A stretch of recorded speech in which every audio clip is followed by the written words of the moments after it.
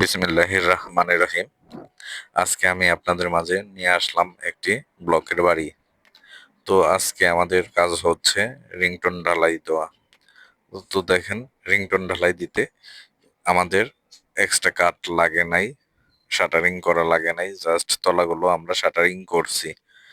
এটাই হচ্ছে ব্লকের বাড়িতে আপনার খরচের সাশ্রয়। এভাবে আমাদের অনেক কিছুতেই সাশ্রয় হয়েছে ব্লকের বাড়ি তৈরি করতে, যা আমরা ব্রিক্স দিয়ে করলে বাদে এর 30% খরচ বেড়ে যেত এবং এর ঘরেও অনেক ঠান্ডা থাকে। আজকে আমাদের রিংটোন ঢালাইটা কমপ্লিট হয়ে যাবে। আমরা ওই দেখুন পাইপ, ইলেকট্রিক্যালের পাইপ দিয়ে রেখেছি, এতে আমাদের এক্সট্রা কাটাকাটি করা লাগতেছে না। আমাদের ওয়াশরুমের শাটারিং করা হয়েছে। এভাবেই আমাদের কাজ শেষ হয়।